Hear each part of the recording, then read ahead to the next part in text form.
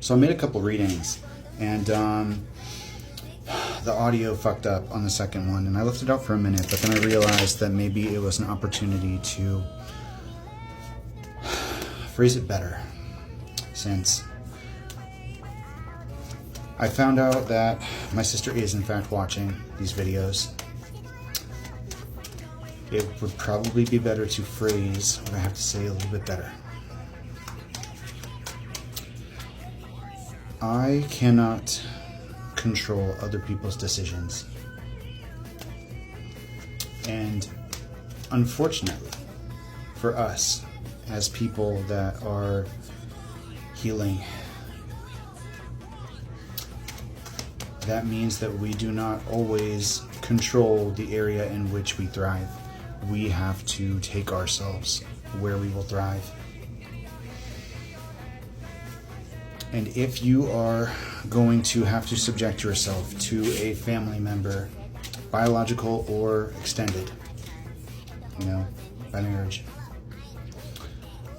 that is going to disrespect you, you have no choice but to keep your distance. Isolation. And I think what's really difficult about this situation is that they didn't defend me,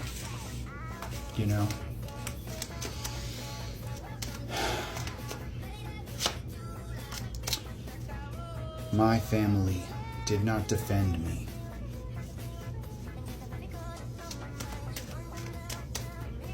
They're of the opinion that maybe one day things will be different. So they're placating the problem.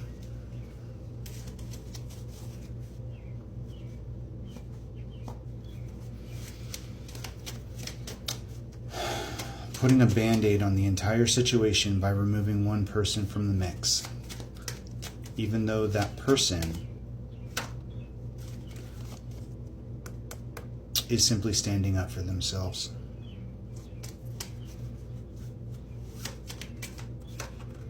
It reminds me of like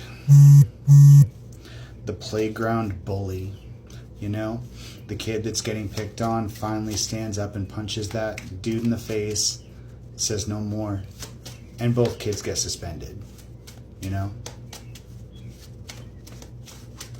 Except in this case, they're suspending the kid that gets bullied. And I'm not playing the victim here.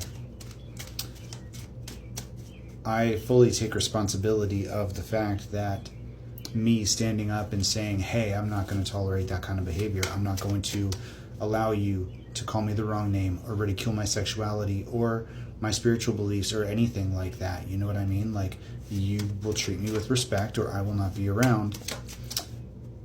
For him became, okay, then you won't be around my kids.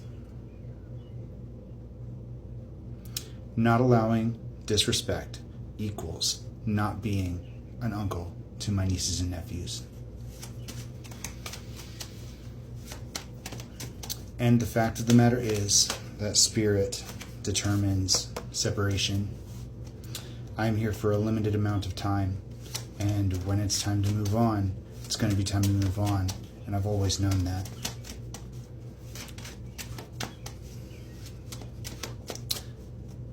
I just wanted to make the most of the time that I had to get to know my family again, to get to know my family friends again, to get to know my nieces and nephews. And it seems like that opportunity is no longer on the table. I have to make peace with that.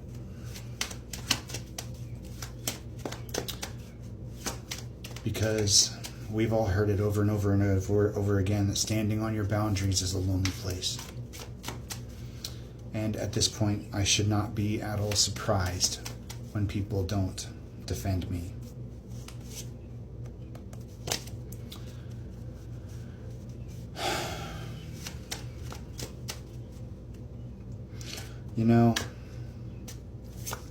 The generational curse here.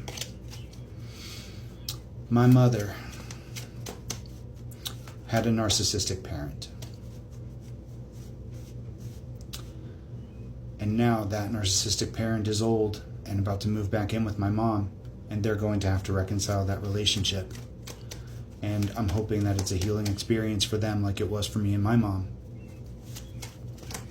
But I don't know. And now, my sister is dealing with a husband that's very much like that. And he's a great dad, you know? He's a good dad. But he does not respect the people in his life.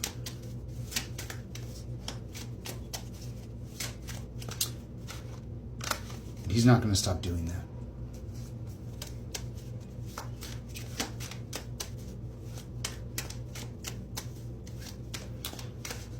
Being judgmental and rigid.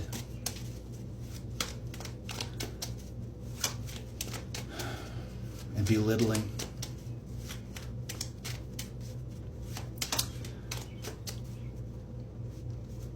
And everybody else thinks that I should just swallow it for the sake of my nieces and nephews. They think that I should just let it go because he's their dad. And if I want to be around the kids, then that's the price. And it's not fair for somebody to make you feel like you have to choose between your self-respect and your family. But my mom did the same thing to my aunt. When we were kids, she didn't like the way that my aunt was living. Just like my sister's husband, doesn't like the way that I live.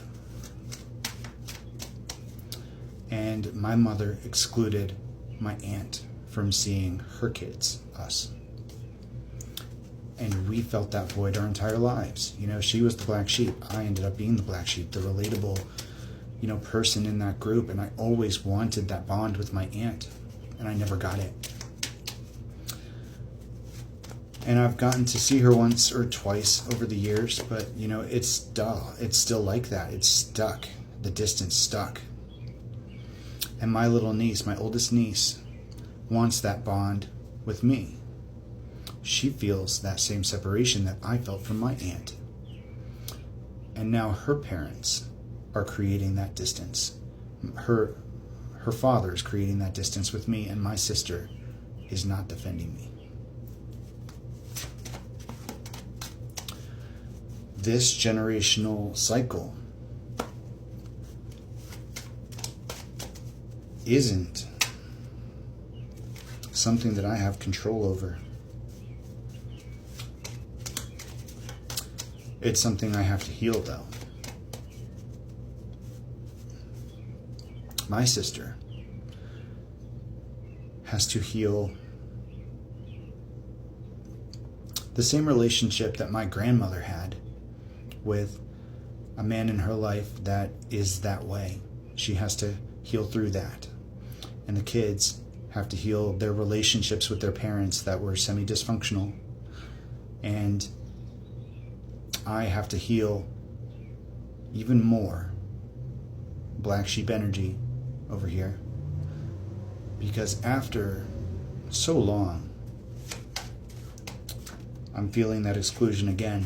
And I don't think I realized until this happened today that could still hurt me. Because in every other group, everywhere else I've been, it didn't. It's always been like that. I've always been the black sheep. I've always been excluded. And I never let it get to me. But they have a way of making it feel like your fault,